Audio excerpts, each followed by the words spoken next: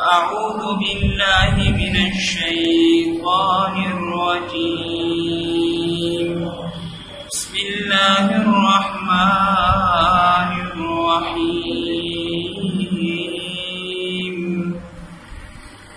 فأقم وجهك للدين حنيفا فطرة الله التي فطر الناس عليها لا تبديل لخلق الله ذلك الدين القيم ولكن أكثر الناس لا يعلمون. وقال النبي صلى الله تعالى عليه وسلم كل مولود يولد على الفطرة. صدق الله العظيم وصدق رسوله النبي الكريم ونحن على ذلك لمن الشاهدين والشاكرين والحمد لله رب العالمين. بلغ العلا بكماله بلغ العلا بكماله كشف الدجى بجماله حسنت جميع خصاله صلوا عليه وآله. اللهم صل على محمد وعلى آل محمد كما صليت على إبراهيم وعلى آل إبراهيم إنك حميد مجيد. اللهم بارك على محمد وعلى آل محمد كما باركت على إبراهيم وعلى آل إبراهيم إنك حميد مجيد. آپ کے سامنے قرآن مجید کی ایک آیت اور پیارے آقا انعامدار صلی اللہ علیہ وسلم کی ایک حدیث تلاوت فرمائی ہے. آج جس موضوع پر نقشبندی رسالت حاصل کروں گا وہ موضوع فطرت ہے کہ فطرت کس کو کہتے ہیں اور فطرت کی کیا تقاضے ہیں. یہ موضوع اللہ نے قرآن مجید میں ارشاد فرمایا. اس کے متعلق حدیث میں قرآن مجید کی آیت ہے سورۃ الروم کی. اللہ رب العزت فرماتے ہیں فَأَقِمْ وَجْهَكَ لِلدِّينِ حَنِيفًا، اپنے چہرے کو دین حنیف خالص دین کے لیے سیدھا رکھ. فطرت اللہ التي فطر الناس علیہا، یہ اللہ تعالیٰ کی فطرت ہے جس پر اللہ نے لوگوں کو پیدا کیا. اس کے اوپر لا تبدیل لخلق اللہ، اللہ رب العزت اپنی فطرت کو تبدیل نہیں کرتے، اپنی پیدا شدہ چیزوں کو تبدیل نہیں کرتے. ذالک دین القیم، یہی سیدھا دین ہے جو فطرت کا صحیح ہونا ہے. ولکن اکثر الناس لا یعلمون، لیکن اکثر لوگ نہیں جانتے. آج ہم کوشش کریں گے جاننے کی کہ فطرت کس کو کہتے ہیں. نمبر 2، فطرت کے تقاضے کیا ہیں. اللہ رب العزت نے فرمایا فطرت اللہ التي فطر الناس علیہا، یہی فطرت ہے جس پر اللہ رب العزت نے لوگوں کو پیدا کیا. اب فطرت کے کیا معنی ہیں؟ ہم آتے ہیں ذرا تفاسیر کی طرف، مفسرین کے اقوال کی طرف. چنانچہ رئیس المفسرین حضرت عبداللہ بن عباس رضی اللہ تعالی عنہ، آپ صلی اللہ علیہ وسلم کے چچو کے بیٹے، وہ فرماتے ہیں کہ فطرت سے مراد اسلام ہے کہ اللہ رب العزت نے لوگوں کو اسلام کے اوپر پیدا کیا اور اسلام کے اوپر گامزن رہنا ذالک دین القیم، یہی سیدھا دین ہے۔ میں معذرت کے ساتھ کہنا چاہوں گا کسی فرقے کی بات نہیں ہے، بلکہ اسلام کی بات ہے۔ رئیس المفسرین حضرت عبداللہ بن عباس رضی اللہ تعالی عنہ فرماتے ہیں کہ اسلام کے اوپر چلنا، اسلام کو اپنے اندر لے کر آنا اور اسی پر قائم رہنا، ذالک دین القیم، یہی سیدھا دین ہے، ولکن اکثر الناس لا یعلمون، لیکن اکثر لوگ اس کو نہیں جانتے۔ چنانچہ بعض مفسرین سے یہ قول بھی منقول ہے کہ فطرت کا یہ معنی ہے جب اللہ رب العزت نے تمام روحوں کو جمع فرمایا آسمانی دنیا پر، اللہ نے تمام ارواح سے ایک عہد لیا، ایک قول لیا اور فرمایا الست بربکم، کیا میں تمہارا رب نہیں؟ تو سب نے کہا تھا بلا، کیوں نہیں، تو ہمارا رب ہے۔ تو اب جو بھی بندہ پیدا ہوگا اللہ کو مانتا ہے، اسی کو فطرت کہتے ہیں۔ چنانچہ فطرت کی بات کی جائے تو زیادہ تر مفسرین کی رائے یہ ہے کہ وہ صلاحیت بندے میں اللہ نے رکھی ہوتی ہے نیکی کرنے کی اور بدی کرنے کی، نیک کام کرنے کی اور برائی کی، برے کام کرنے کی جو صلاحیت رکھی ہوتی ہے۔ تو اکثر مفسرین اکرام یہ فرماتے ہیں کہ بندے کے اندر اللہ نے شروع سے یہ اچھائی والی صلاحیت رکھی ہوتی ہے۔ چنانچہ حدیث میں یہ بات سرکار دو عالم صلی اللہ علیہ وسلم نے ارشاد فرمائی ہے کہ جب بچہ پیدا ہوتا ہے تو وہ اپنی فطرت پہ پیدا ہوتا ہے۔ پیارے آقا انعامدار صلی اللہ علیہ وسلم کی حدیث ہے کل مولود یولد علی الفطرۃ، ہر بچے کو اللہ رب العزت پیدا کرتا ہے تو اپنی فطرت پہ پیدا کرتا ہے۔ کیا مطلب؟ یعنی اس میں صلاحیت ہوتی ہے مسلمان ہونے کی، لیکن اس کے بعد جب بچہ آنکھ کھولتا ہے، اگر وہ نصارہ کے گھر میں ہوگا، عیسائیوں کے گھر میں ہوگا تو ان کے والدین پرورش عیسائیوں والی جیسے کریں گے تو وہ بڑا بن کے عیسائی بن جائے گا۔ اور اگر حدیث پاک میں ہے یہودیوں کے گھر میں پیدا ہوگا، یہ بچہ وہاں پہ آنکھ کھولے گا تو پیدائش کے بعد والدین ان کی وہیں پہ پرورش کریں گے تو وہ بڑے ہو کے یہودی بنیں گے۔ لیکن فطرت کا یہ معنی کہ اللہ نے ہر بچے کے ذہن میں، دل میں یہ صلاحیت رکھی ہوتی ہے کہ وہ مسلمان ہوتا ہے شروع سے۔ فطرت اللہ التی فطر الناس علیہا، رب کریم قرآن مجید میں ارشاد فرما رہے ہیں کہ اگر کوئی فطرت کاملہ کو اپنائے اور اسی کے فطرت کے تقاضوں پر پورا اترے، ذالک دین القیم، یہی سیدھا دین ہے، لیکن اکثر لوگ اسے نہیں جانتے، ولکن اکثر الناس لا یعلمون۔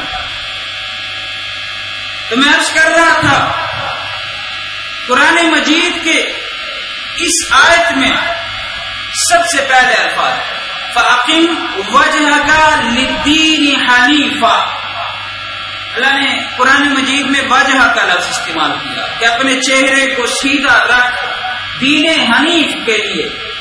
اب وجہ اس کا کیا مطلب ہے؟ عربی میں وجہ کہتے ہیں چہرے کو۔ اس کا مطلب یہ ہے کہ اعضاء شریعت کے خلاف چلنے چاہیے ہمارے، اس کی کوئی پرواہ نہیں ہے، صرف چہرے کی پرواہ ہے؟ نہیں، انسان کے اعضاء میں سے بہترین عضو جو ہے، خوبصورت ترین عضو جو ہے وہ انسان کا چہرہ ہوتا ہے۔ تو اللہ نے چہرے کا ذکر فرما کر ذات کی طرف اشارہ کر دیا۔ تمام مفسرین کا اس پر اجتماع ہے اور وہ فرماتے ہیں کہ کفاکی وجہ سے مراد بندے کی ذات ہے کہ اپنی ذات کو دین کے لیے سیدھا رکھ، اور کون سا دین؟ وَأَقِمْ وَجْهَكَ لِلدِّينِ حَنِيفًا، حنیف کی بات ہے۔ حنیف کس کو کہتے ہیں؟ حنیف کی بڑی تشریحات ہے، لیکن میں ایک چھوٹی سی بات کہنا چاہوں گا، پھر آگے بڑھنا چاہوں گا۔ حنیف کہتے ہیں کہ تمام راستوں سے، تمام وسائل سے، ہر راستے سے اپنے آپ کو کٹ کر ایک ذات کی طرف متوجہ ہونا، اس کو حنیف کہتے ہیں۔ اور وہ مسلمانوں کی طرف یہ اشارہ ہے رب کریم کا کہ اپنی ذات کو دین حنیف خالص دین کے لیے، یعنی تمام وسائل کے ماورا ان سے اپنے آپ کو کاٹ کر صرف اللہ کی طرف توجہ کرو، اور وہ اللہ کی طرف توجہ کرنا یہی دین حنیف ہے۔ فطرت اللہ التی فطر الناس علیہا، فطرت کی بات ہو رہی ہے۔ حضرت عبداللہ بن عباس رضی اللہ تعالی عنہ نے اسلام مراد لیا، خیر مسلمانی ہم بھی مراد لے لیتے ہیں کہ بندہ اپنے اسلام کے اوپر کامل طریقے سے عمل کرے تو یہی صحیح فطرت ہے۔ چنانچہ علامہ ابن طبری رحمۃ اللہ علیہ بہت بڑے عالم دین گزرے ہیں، انہوں نے ایک عجیب واقعہ لکھا ہے کہ ایک مرتبہ امیر المومنین سسر پیغمبر حضرت عمر بن خطاب رضی اللہ تعالی عنہ خلیفہ دوم مسلمانوں کا، ان کا گزر ہو رہا تھا، جا رہے تھے، اور دیکھا حضرت معاذ بن جبل رضی اللہ تعالی عنہ بیٹھے ہوئے ہیں، تشریف فرما ہے۔ تو امیر المومنین حضرت عمر بن خطاب رضی اللہ تعالی عنہ نے ایک بات پوچھی، اور وہ عجیب بات ہے، میں صحابہ کی بات کر رہا ہوں، اور یہ یاد رکھنا ہمارا اور تمہارا یہ عقیدہ ہے کہ اگر تمام دنیا کے مولویوں کے اعمال کو اکٹھا کیا جائے، حاجیوں کے ثواب کو اکٹھا کیا جائے، متقی لوگوں کے تقوی کو اکٹھا کیا جائے، اولیاء اللہ کی عبادات کو اکٹھا کیا جائے، یہاں تک کہ دنیا کے ہر ثواب کو لے کر اکٹھا کیا جائے، لیکن ہمارا عقیدہ ہے اہل سنت والجماعت کا کہ صحابی کی ایک نظر، جو نظر سرکار دو عالم صلی اللہ علیہ وسلم کے چہرے مبارک کی طرف گئی ہے، وہ اس کا مقابلہ بھی نہیں کر سکتے۔ ہم اولیاء کے قائل ہیں، ہم پیروں کو مانتے ہیں، لیکن میں صحابہ کی بات کر رہا ہوں کہ تمام پیروں کے اعمال کو، ہمارے اعمال کو اکٹھا کیا جائے تو صحابی کی ایک نظر قیمتی ہوتی ہے جو میرے پیارے آقا کے چہرے کی طرف دکھتی ہے۔ حضرت عمر فاروق رضی اللہ تعالیٰ عنہ فرماتے ہیں حضرت معاذ سے، یا معاذ ما قوام هذه الامہ، میں ایک بات پوچھنا چاہتا ہوں، اس امت کی درستگی کس بات میں ہے؟ اس امت کی درستگی کا ڈھانچہ کیا ہے؟ یہ امت کون سے کام کرے تو ہم ان کو ٹھیک کہیں گے؟ عجیب سوال ہے۔ آج تو ہم فرقوں میں بٹکے ہوئے ہیں، ہمیں فرقوں سے فرصت نہیں، مولوی اچھال رہے ہیں اور ہم آپس میں لگے ہوئے ہیں، جھگڑے کر رہے ہیں۔ آئیے ابن جریر طبری رحمت اللہ علیہ کی یہ بات آپ کے سامنے پیش کرتا ہوں کہ امت کب ٹھیک بنے گی، امت کا ڈھانچہ کب درست ہوگا۔ اور یاد رکھنا، بٹھوں میں آپ نے دیکھا ہوگا جب اینٹ بناتے ہیں مستری لوگ، اینٹ بنانے والے مزدور، تو اگر اینٹ کا ڈھانچہ تھوڑا سا بھی فرق ہو تو اینٹ ٹیڑھی نکل آتی ہے۔ میں نے اینٹ کے لیے اس ڈھانچے کا سیدھا ہونا، درست ہونا بہت ضروری ہے۔ اسی طرح ہمارے لیے بھی اگر ہم اپنے فطرت کو ٹھیک کرنا چاہتے ہیں تو اپنے ڈھانچے کو درست کرنا پڑے گا۔ حضرت عمر رضی اللہ تعالی عنہ نے معاذ سے یہی سوال کیا، ما قوام هذه الامہ، اس امت کی درستگی کا ڈھانچہ کیا ہے؟ قربان جاؤں، معاذ نے عجیب بات کہہ دی۔ معاذ نے کہا، عمر امیر المومنین خلیفۃ المسلمین، تین کام اگر امت میں آ جائیں، ہن منجیات، وہ تین کام ایسے ہے کہ امت درست بھی ہو جائے گی، اور درست ہونے کے بعد عجیب بات بتلا دی، ہن منجیات، اگر ہم مر جائیں، قبر میں دفن کر دیے جائیں، اور اس اندھیری کال کوٹڑی میں تمام عذابوں سے ہماری نجات ہوگی اگر یہ تین کام کسی کے اندر موجود ہے۔ اور یاد رکھنا، صحابی کی بات اولیاء سے زیادہ معتبر ہوتی ہے۔ فرمایا پہلا کام امت کی درستگی کے لیے اخلاص ہے کہ اپنے اندر اخلاص پیدا کرے۔ اکثر میں فرمایا کرتا ہوں، یہ بات کیا کرتا ہوں کہ ہم کوٹیاں بناتے ہیں، مکان بناتے ہیں، ہم لوگ بڑی کوشش کرتے ہیں، بنیادیں ٹھیک طریقے سے لگاتے ہیں، سریا لگاتے ہیں، مضبوط ترین بنیاد لگاتے ہیں۔ اگر بنیاد نہ ہو صحیح تو چند سالوں میں وہ گھر واپس گر جائے، اور اس گھر کے دیوار بھی ہم بناتے ہیں، اور اسی طرح دیواروں پہ ہم لینٹر بھی ڈالتے ہیں، چھت بھی ڈالتے ہیں۔ اکثر یہ بات میں مجمع سے پوچھا کرتا ہوں کہ مجھے بتاؤ اسلام کی چھت کیا ہے، مجھے یہ بتاؤ، مکان کی چھت کو تو تم پہچان لیتے ہو، اسلام کی دیوار کیا ہے؟ اور میں یہ پوچھنا چاہتا ہوں کہ اسلام کی بنیاد کیا ہے؟ آج میں تمہارے سامنے یہ بات بڑی وضاحت کے ساتھ رکھنا چاہتا ہوں کہ حضرت معاذ نے ویسے بات نہیں کہہ دی کہ امت کے درستگی کا ڈھانچہ، کہ امت کے لیے سب سے پہلا کام جو ضروری ہے وہ اخلاص ہے، ویسے نہیں کہا، اس کی کوئی وجوہات ہے۔ جب میں پورے دین پر نظر ڈالتا ہوں تو مجھے یہ بات بڑی وضاحت کے ساتھ نظر آتی ہے کہ جس طرح ہمارے مکان کی بنیادوں کا پکا ہونا ضروری ہے، تو اسلام کی بنیاد کیا ہے؟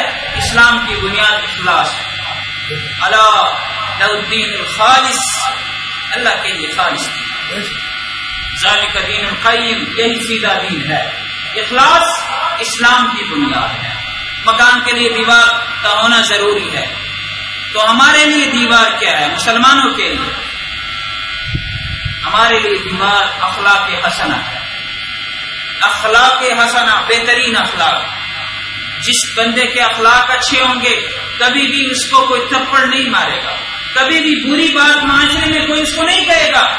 جس طرح دیوار آندھیوں سے ہماری حفاظت کرتی ہے، اسی طرح اخلاق حسنہ بندے کے تمام شرور سے حفاظت کرتی ہے، کوئی بھی اسے کچھ نہیں کہتا، جس طرح کی دیوار کھڑی ہوتی ہے۔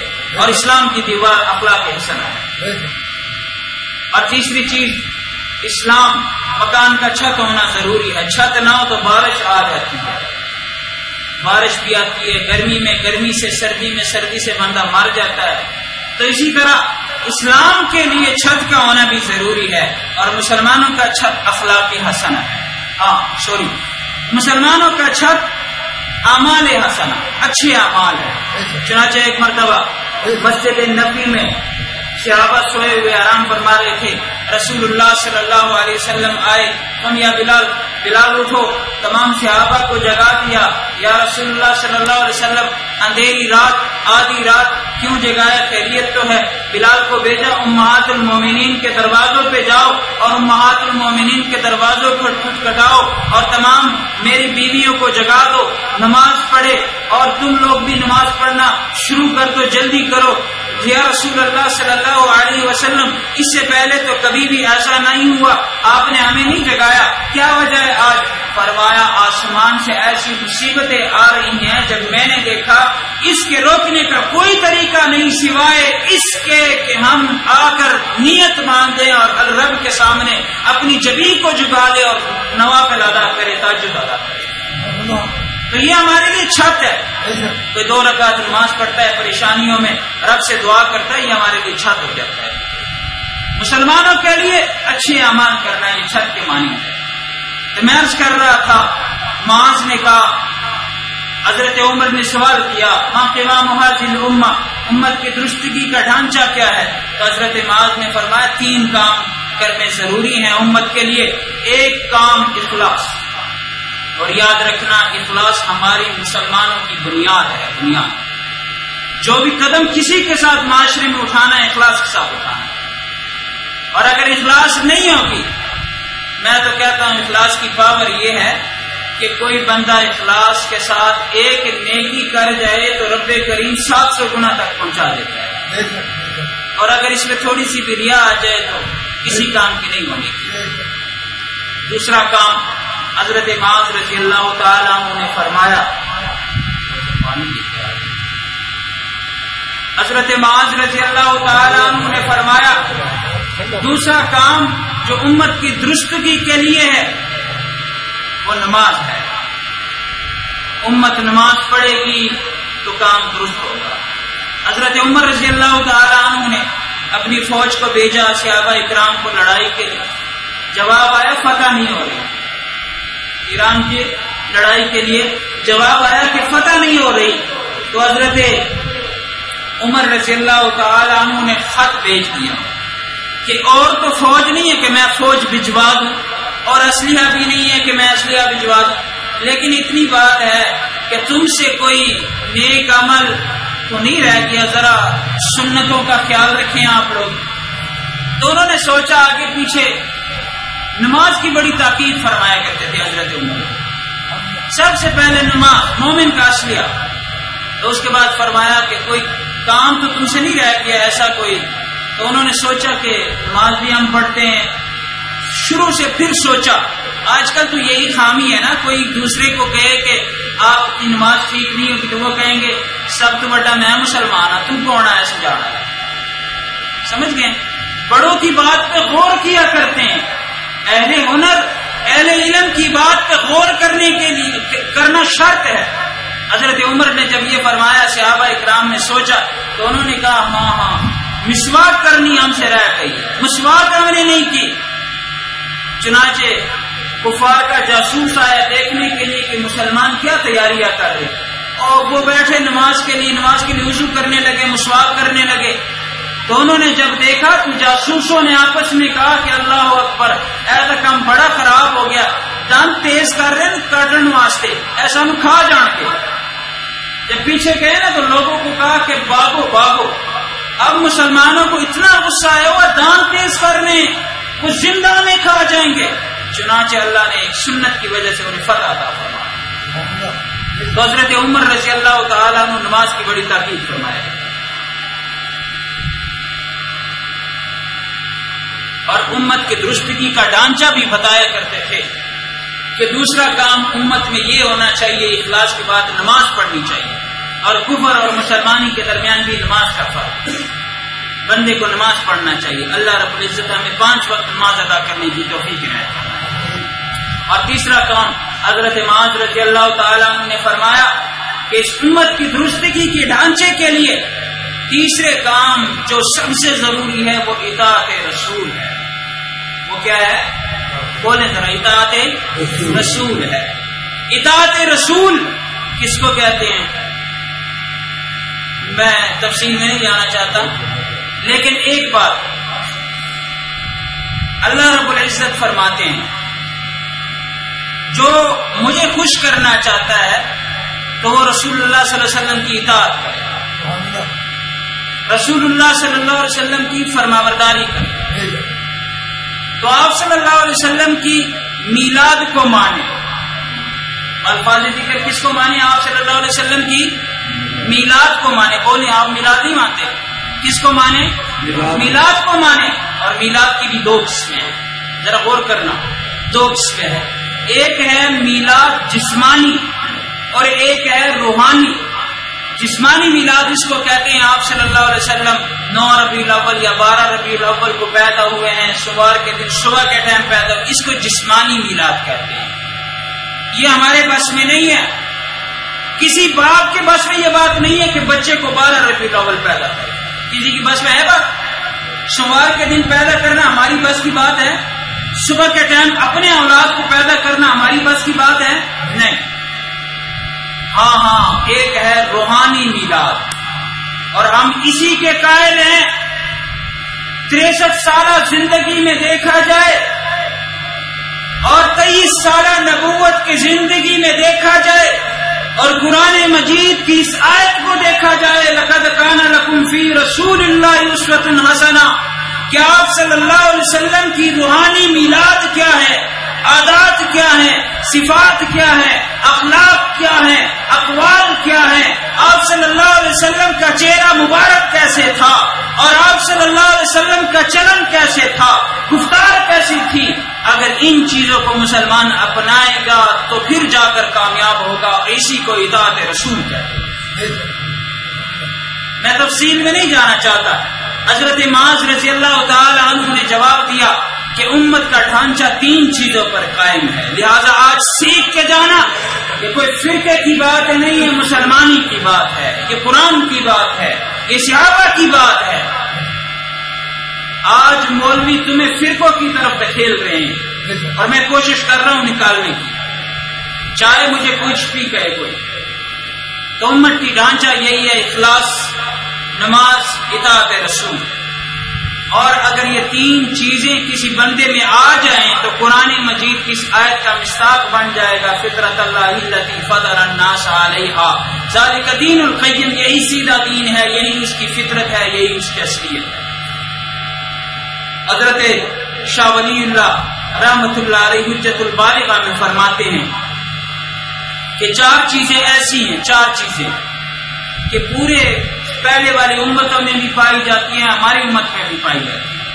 حضرت یعقوب علیہ السلام کی امت میں بھی یہ 4 چیزیں تھی، حضرت سلیمان علیہ السلام کی امت میں بھی یہ 4 چیزیں تھی، حضرت یوسف علیہ السلام کی امت میں بھی یہ 4 چیزیں تھی، حضرت ہود علیہ السلام کی امت میں بھی یہ 4 چیزیں تھی، حضرت شیسا علیہ السلام کی امت میں بھی یہ 4 چیزیں تھی، حضرت زکریا علیہ السلام کی امت میں بھی یہ 4 چیزیں پائی جاتی تھیں، حضرت اسکیل علیہ السلام کی امت میں بھی یہ 4 چیزیں پائی جاتی تھی۔ الغرض 1,24,000 کم و بیش انبیاء گزرے ہیں، سابقہ امتوں میں بھی یہ 4 چیزیں پائی جاتی تھی اور ہماری امتوں میں بھی یہ 4 چیزیں پائی جاتی ہیں۔ اور یاد رکھنا، شاہ صاحب فرماتے ہیں اگر 4 چیزیں کسی میں پائی جائیں اسی کو فطرت کہتے ہیں، اور یہ ذالک دین القیم، یہی سیدھا دین ہے۔ لیکن افسوس ولکن اکثر الناس لا یعلمون، اکثر لوگ تو جانتے بھی نہیں، ان کو فرصت ہی نہیں نا، کاروبار سے فرصت نہیں، بزنس سے فرصت نہیں،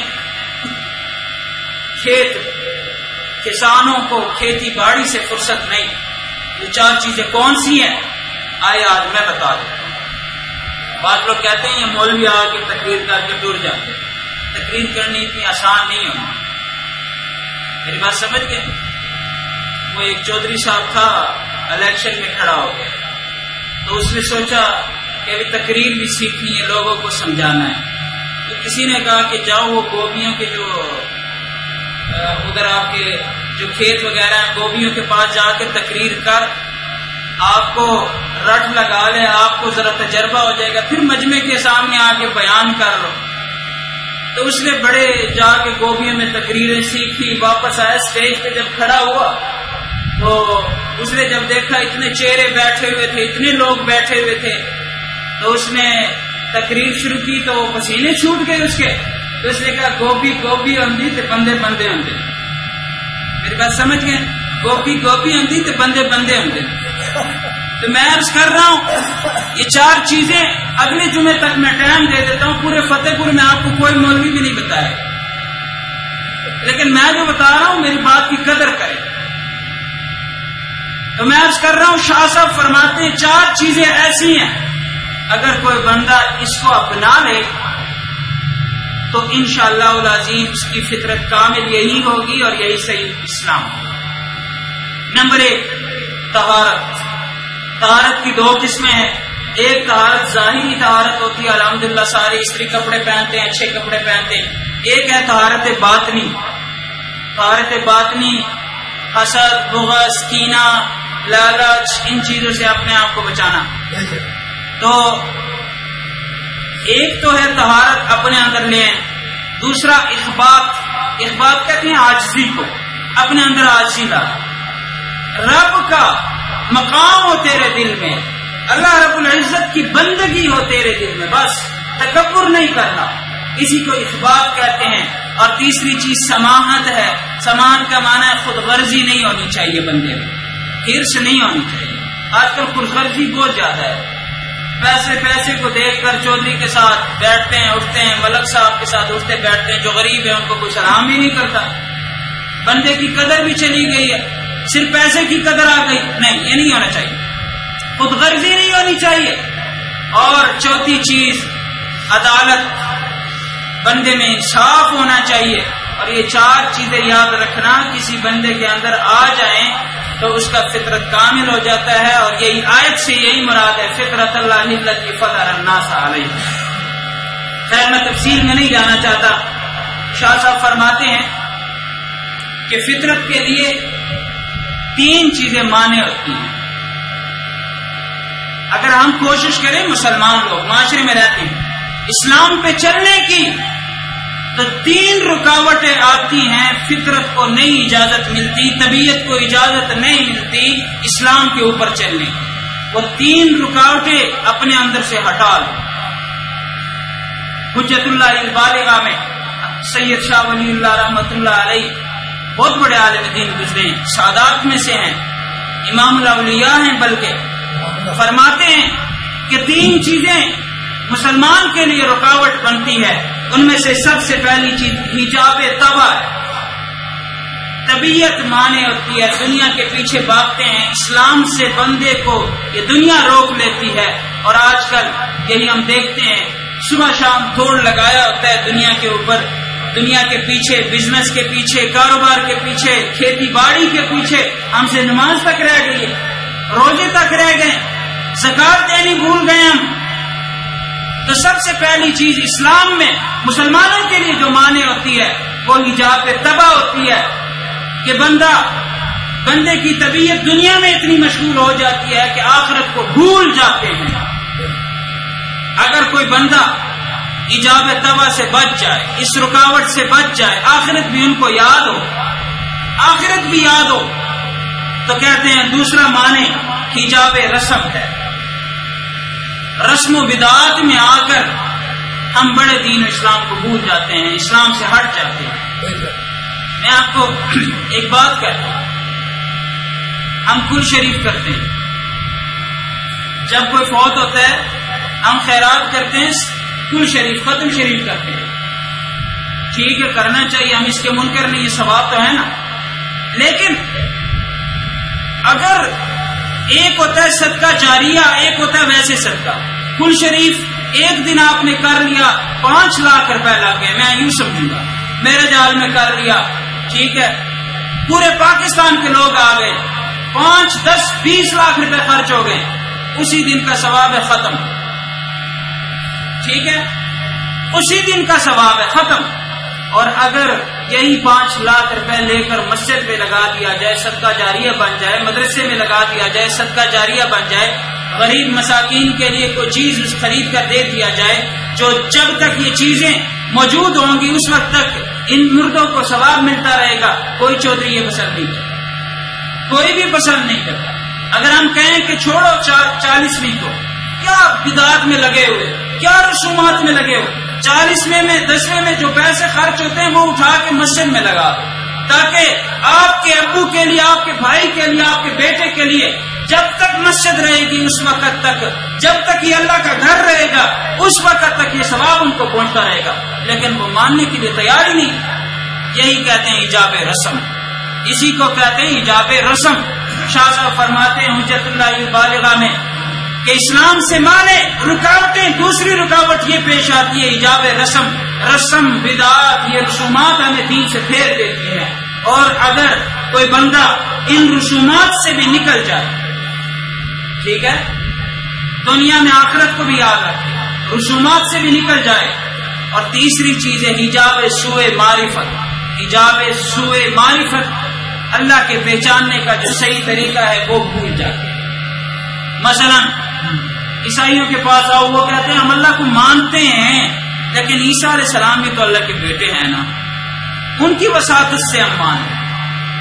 مریم علیہ السلام بھی تو اللہ کی بیوی ہے، وہ تثلیث کے قائل ہے. ہندوؤں کے پاس آؤ، وہ گائے کی پوجا کرتے ہیں. آتش پرست لوگوں کے پاس آؤ، اس نے آگ کو پکڑا ہوا ہوتا ہے. اسی طرح بعض لوگوں کے پاس آؤ، انہوں نے قبر کو پکڑا ہوتا ہے. بعض لوگوں کے پاس آؤ، وہ تو پیر کو اتنا درجہ دے دیتے ہیں کہ پیر نہ ہو تو اللہ ہی نہیں. میں عرض کر رہا ہوں کہ اللہ کو پہچاننے کا صحیح طریقہ ہمیں معلوم ہونے چاہیے. نبی کا اپنا مرتبہ ہے، اللہ کا اپنا مرتبہ ہے، اولیاء اللہ کا اپنا مرتبہ ہے، زیارت پہ جانا ہے، ٹھیک ہے، اس کا اپنا مرتبہ ہے. شریعت نے دائرے مقرر فرمائے ہیں، تو ان دائروں میں رہ کر انسان کے لیے یہ ضروری ہے کہ اسلام کی معرفت اسے حاصل ہو جائے. الغرض میں تفصیل میں چلا گیا تو فطرت کے تقاضے کیا ہیں؟ فطرت کی سمجھ تو آ گئی نہیں، صحیح اسلام کے اوپر نافذ کرنا، اپنے اوپر اسلام کو نافذ کرنا اور اسلام کے اوپر چلنا، اسے فطرت کیا ہے. فطرت کے تقاضے کیا ہیں؟ اب یہ ایک علیحدہ تقریر ہے، علیحدہ 1-2 گھنٹے اس کے لیے چاہیے. صرف 2 باتیں 3 باتیں. علماء کرام نے فطرت کے لیے چند مثالیں دی. دنیا میں ہم لوگ رہتے ہیں، کھاتے پیتے لوگ، کھاتے بھی ہیں پیتے بھی ہیں. اگر ہم میں سے کوئی کھائے پیے نہ تو ہم اپنے آپ کو بیمار سمجھتے ہیں، ڈاکٹر کے پاس جاتے ہیں. دوسری مثال علماء کرام نے یہ دی ہے، جب فطرت ہم سے تقاضا کرے، بھوک لگے کھانا مانگے تو ہم کھانا دیتے ہیں، ٹھیک ہے. فطرت ہم سے پانی مانگے تو ہم پانی دیتے ہیں. فطرت کہے اچھے کپڑے پہنے تو اچھے کپڑے پہنا دیتے ہیں. تیسری مثال علماء کرام نے یہ دی کہ جب فطرت کھانا مانگے تو ہم کہتے ہیں سوکھی روٹی بھی گزارا ہو سکتا ہے، لیکن ہم اس سے بڑھ کر جا کر ہم کہتے ہیں چلو آج گوشت کھا لیتے ہیں، کڑھائی کھا لیتے ہیں. آج ہم جا کے باہر چلے جاتے کسی اچھے ہوٹل میں کھانا کھا لیتے ہیں. 1000 روپے کے جوڑے پر بھی گزارا ہو سکتا ہے. فطرت جب جوڑا مانگے پہننے کے لیے تو ہم کہتے ہیں چلو اچھا سا جوڑا خرید لیتے ہیں، 3000-5000 روپے لگا کے جوڑا خرید لیتے ہیں. تو اب اللہ کے 3 شکوے ہیں ہم سے، مخلوق سے. یہی فطرت کا تقاضا ہے جو میں بتا رہا ہوں. اللہ کا پہلا شکوہ یہ ہے کہ جب تمہیں پیاس نہ لگے، بھوک نہ لگے تو اپنے آپ کو بڑے بیمار سمجھتے ہو. صاحب استطاعت لوگ باہر ملک چلے جاتے ہیں علاج کروانے کے لیے.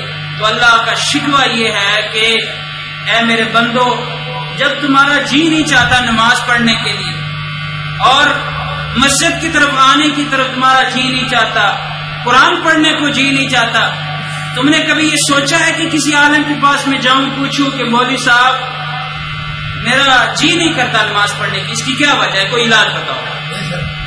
جس طرح کے بندہ کھا سکتا نہیں، پی نہیں سکتا تو وہ چلا جاتا ہے اپنے آپ کو بیمار کہتا ہے.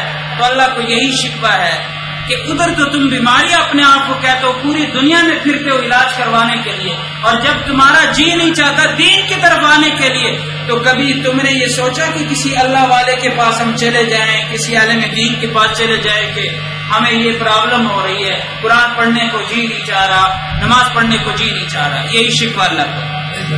اور دوسرا شکوہ یہ ہے کہ جس طرح فطرت ہم سے کھانے کی طلب کرے، بھوک لگے تو ہم فوراً کھانا دے دیتے ہیں، دکان بند کر دیتے ہیں. کوئی گاڑی چلا رہا ہو گاڑی کو روک لیتے ہیں، ہوٹل پہ چلے جاتے ہیں، کھانا کھا لیتے ہیں. تو یہی شکوہ ہے اللہ کو کہ جب بھوک لگے تو فطرت کی بات مان لیتے ہو، کھانا دے دیتے ہو، پیاس لگے تو پانی دے دیتے ہو، مشروبات دے دیتے ہو، لیکن جب بھی نماز کا وقت آئے، ٹھیک ہے، تو نماز کے وقت میں کیوں اپنے فطرت کی بات نہیں مانتے ہو؟ کیوں یہ کہتے ہو کپڑے خراب ہے کل تو نماز شروع کرا، آج نماز نہیں پڑھنی کل تو اکٹھا شروع کرا؟ یہ کون سی بات ہوئی؟ جوانوں کو ہم کہتے ہیں نماز پڑھو، عصر کا ٹائم ہوتا ہے تو وہ کہتے ہیں کل تو نماز شروع.